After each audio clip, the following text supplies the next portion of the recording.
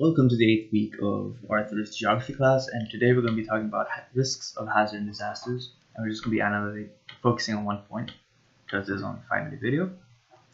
So, question is, examine the relationship between the degree of risks posed by a hazard event and the probability of a hazard event occurring, the predicted losses, and a community's preparedness for it.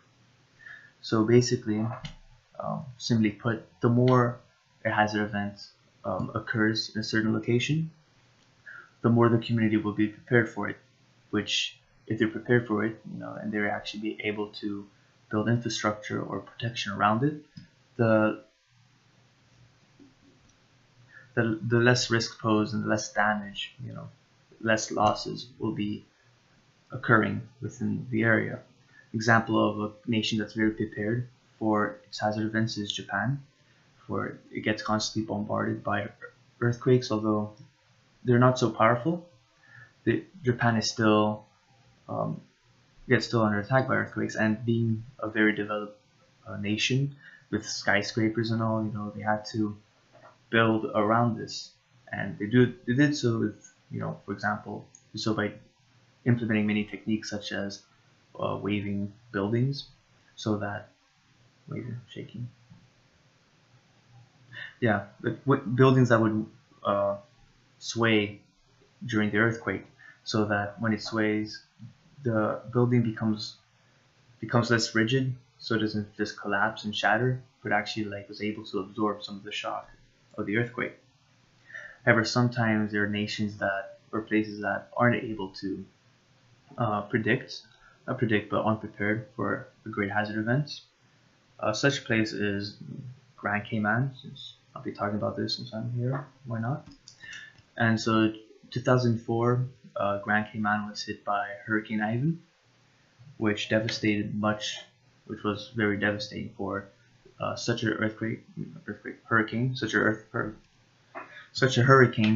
wasn't predicted or thought of to hit Grand Cayman. And it's not because of with the thing with hazard events is that you can't always predict them. And with Ivan, it seemed like it was going north, as it will go to Florida, but instead it went a bit more west, and when it went west, it hit Grand Cayman. And so in total, 2 people died, although before it was thought that more people died, but luckily only 2 did, which is still bad.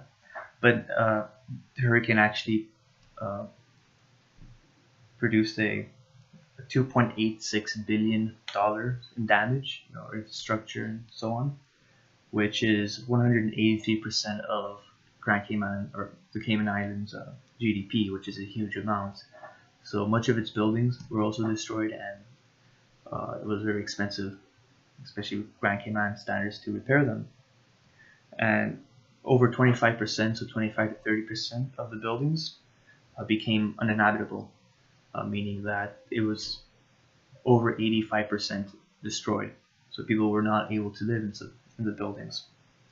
And because of this, other problems followed for this next several months as the hurricane hit, such as the population didn't have water, piping broke, there's not a lot of power wasn't going around the island, many people didn't have power, and the sewers weren't even working.